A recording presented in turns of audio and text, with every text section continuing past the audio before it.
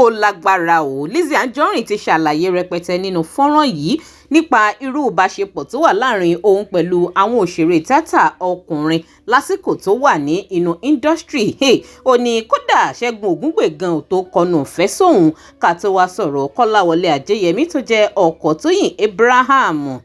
Wípé gbogbo rúmọ̀ táwọn kan gbé káàkiri nípa pé bóyá òun pẹ̀lú Kolawole Ajeyemi àwọn ti nífẹ̀ẹ́ kọ̀kọ̀ rí tẹ́lẹ̀ sẹ́yìn. Ó ní irọ́ lásán ni o. Nítorí Kolawole Ajeyemi nígbà tó ń gbọ́ pé ó dọkọ Toyin Abraham páwọn méjèèjì gan fẹ́ra ó jọ òun lójú púpọ̀ nítorí ó mọ Kolawole Ajeyemi gẹ́gẹ́ bí ẹnìkan tí ilé sọ̀rọ̀ ẹnu ẹ̀ tán nínú industry, èèyàn kan tí ìdásẹ́ nìkankan ni, kódà òun ò lè tọ́ka pàtó wípé obìnrin kan báyìí òun ni Kolawole Ajeyemi bá ṣọ̀rẹ́ ẹ̀ kọ̀kọ̀ bá ṣọ̀rẹ́ ìfẹ́ pọ̀ pé ṣùgbọ́n nígbà tó wọ́n sọ pé òun pẹ̀lú rẹ̀ ní nǹkan kan ṣe ó ní irọ́ lásán ni o.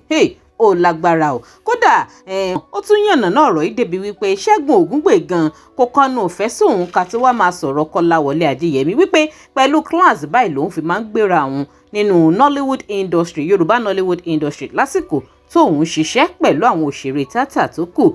Ẹ̀yin èèyàn ẹ ti jẹ́ ká jìjọ gbọ́rọ̀ lẹ́nu Madam Lizzy Anjorin nínú fọ́nrán yìí. Kẹ́dẹ̀ má bá mi for opinion ti yín sí comment. Ẹ má gbàgbé láti máa bá mi follow DIGINAIJA online TV lórí Facebook, lórí YouTube ẹ má bá mi subscribe, ẹ má bá mi like, ẹ má bá mi share fídíò kó máa lọ káàkiri. Ẹ jẹ́ àjìjọ wo fọ́nrán yìí. Àwọn bọ̀dá Segun Ogungbe gan wọn ò lè ṣerú ẹ̀ pọ́n fẹ́ dẹnu kọ Lizzy.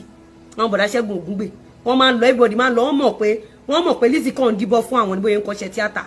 Wọ́n mọ̀ pé ìyá gbangba wọ́n mọ̀ palaye bamba ọ̀dẹ̀ rí mọ́tò tí máa ń gbé wá.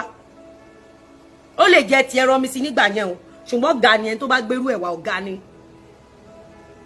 Ẹ lọ béèrè nídìí ó film industry mi ò jẹ kókó industry o.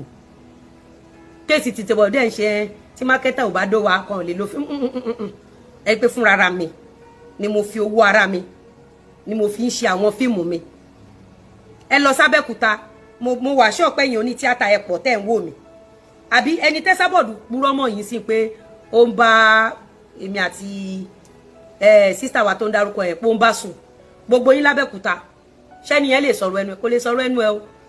Ọjọ́ tí mo gbọ́ pọ́n fẹ́ra àwọn kan mo gbà because torí kò ń sọ̀rọ̀ bọ̀bọ́ yìí ò ń sọ̀rọ̀ rárá bọ̀bọ́ yìí tó tíjà bá wà ń bẹ̀ ká parí ẹ̀ àbí ẹ gbọ́ kí n throw shade sí rí ẹ̀rí kí n burí àbí ẹ̀rí kí n lọ fún rí odò tó tójú mi kú ni mi ò lè sọ pé pàtó ń bá yàn kan báyìí sùn lábẹ́kúta and gbogbo rúmọ̀ tó ń gbé lá recently ìgbéyàwó wọn ṣe gbá ìgbéyàwó wọn ṣàwò bí ìgbéyàwó èèyàn kan bá dàrú ìyẹn ò wádìí owó sí inú àkáǹtì tèmi mi ní interest nínú gbogbo jágbajàgba yẹn. Ó lágbára ó lẹ́tìkẹ́ ọ̀rọ̀ lẹ́gbọ́ lẹ́nu Madam Lizzy Anjorin wọn lóun ò tiẹ̀ ní interest nínú gbogbo jágbajàgba wípé bóyá ìgbéyàwó àwọn kan bóyá ó fẹ́ ní kélé gàbí nǹkan kan nítorí òun wà láyé ètò òun ni kálukú wà láyé tiẹ̀.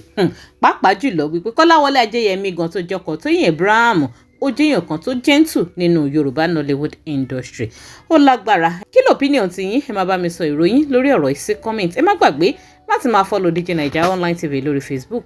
Link tó wà ní comment section fídíò máa gbé yín tààrà lórí Facebook page wa. Lórí YouTube ẹ máa bá mi tẹ subscribe button tó wà lábẹ́ fídíò yìí. Ẹ máa bá mi like and share kó máa lọ káàkiri lórí ayélujára. Ẹ ṣeun.